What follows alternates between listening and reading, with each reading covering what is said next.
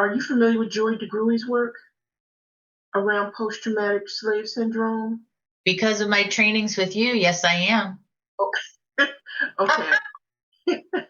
About the effects of slavery today. Mm-hmm. Say, whoa, slavery was a long time ago. That's all over with now. We don't think about the residual impact. We don't think about the residual effects that slavery has today, not just on families of color, but society as a whole. So there are effects, mm-hmm. right? Because just in my own family experience, right? I can choose to walk into the local diner and not think twice about how I'm entering, who's passing me in the door, who's sitting at the table.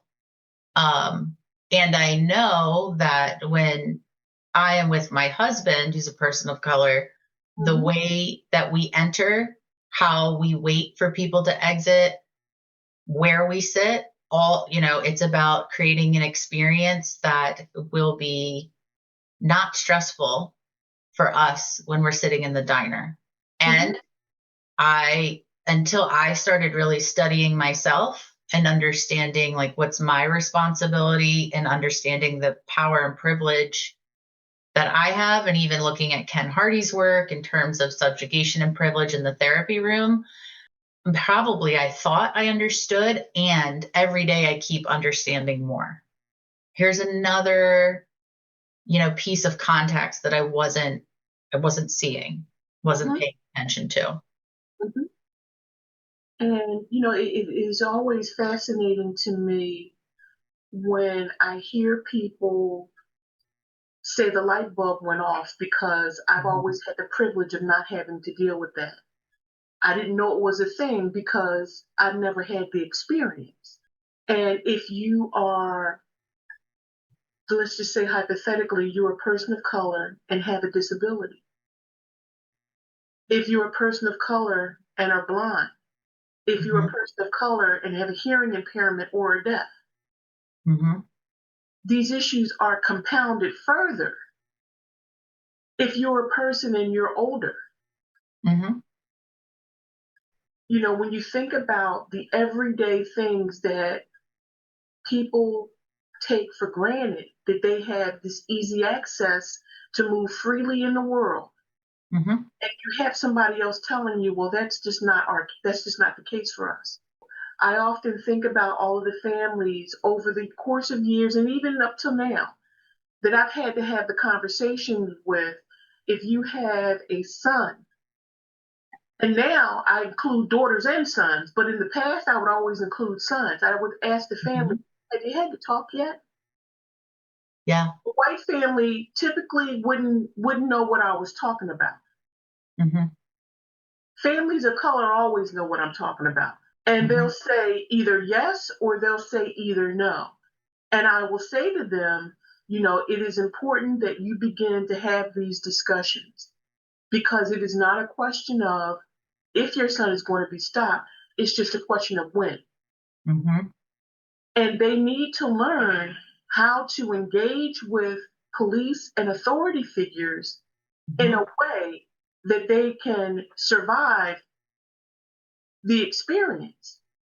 And I remember when we used to do at the training center the courses on African American families and family therapy. David Edmonds and I did a couple of those courses together. And he said to me, anytime your young person or older Black male has an encounter with the police, they have now entered into a potentially life-altering, life-threatening situation. Yep. And we know that to be true. Yeah. And depending on how the person behaves, depending on what their body language is giving off, that they have the potential not to walk away from that situation successfully.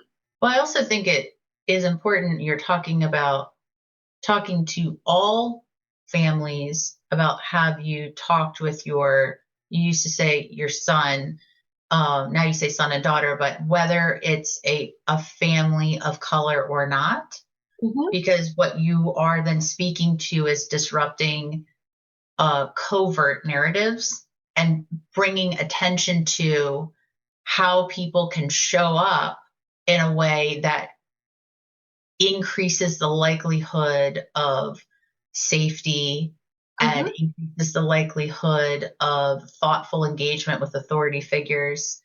You could be in a car with a diverse group of people, and how one person believes they're allowed to navigate that engagement will not be the same as somebody else believes they're allowed to navigate that engagement with authority. And so by you talking to all people about the conversation of how do you show respect to authority in a way that creates safety. And it's not a one-sided issue. I mean, clearly we know that depending on how the person engages, depending on how the person behaves, will influence the police officers. But again, it is important that we think about these issues, and we think about these issues in context. Well, I also think what you're speaking to is history will shed a light on the way that interaction has occurred cyclically within the social ecology, right, of each family.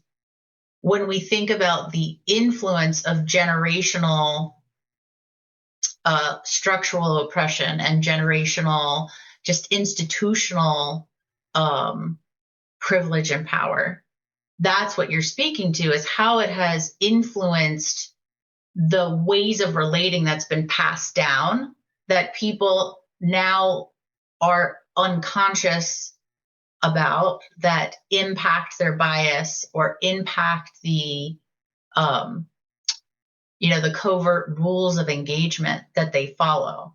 People just don't understand that the way that they problem solve and decision make and show up and enter into is all informed by history and their family of origin.